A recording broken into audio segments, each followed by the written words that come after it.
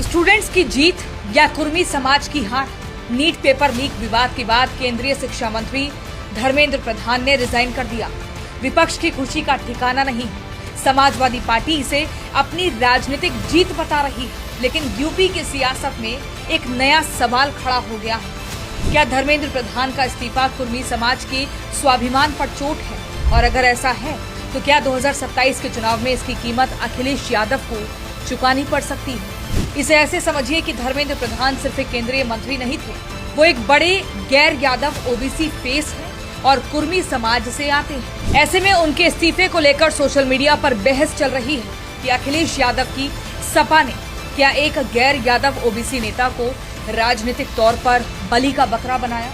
सवाल इसलिए भी बड़ा है क्योंकि उत्तर प्रदेश में कुर्मी समाज सिर्फ वोट बैंक नहीं बल्कि किंग मेकर माना जाता है। करीब 2 करोड़ की आबादी, 128 विधानसभा सीटों पर असर और लगभग 50 सीटों पर जीत हार तय करने की ताकत। यानी अगर कुर्मी समाज नाराज है तो सत्ता का सिंहासन तक हिल सकता है और यहीं से बढ़ जाती है समाजवादी पार्टी की मुश्किलें। 2024 के लोकसभा चुनाव में पीडीए फॉर्मूला अखिलेश यादव के लिए गेम चेंजर साबित हुआ था।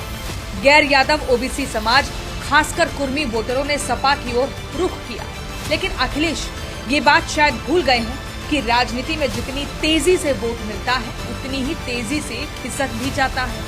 अखिलेश ये बात भी भूल गए हैं कि यूपी चुनाव में जाति सबसे बड़ा फैक्टर रहता है। इतिहास गवाह है कि कुर्मी समाज ने हमेशा अपनी अलग राजनीतिक पहचान बनाने की कोशिश की है। डॉक्टर सोनेलाल पटेल से लेकर अनुप्रिया पटेल तक गैर यादव ओबीसी राजनीति की अपनी एक मजबूत जमीन रही है। यही वजह है कि बीजेपी कभी भी कुर्मी वोट बैंक को हल्के में नहीं लेती।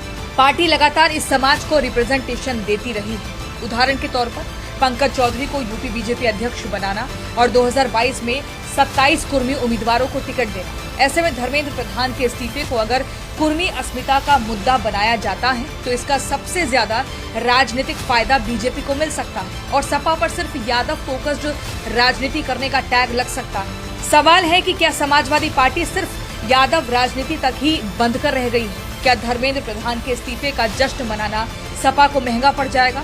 और क्या कुर्मी समाज इसे राजनीतिक अपमान के रूप में याद रखेगा? 2027 में इसका जवाब अब खुद जनता देगी। अब आप मुझे कमेंट में बताइए कि क्या धर्मेंद्र प्रधान का इस्तीफा सिर्फ नीट विवाद का नतीजा है या इसे कुर्मी समाज की अस्मिता से जोड़कर देखा जाना चाहिए।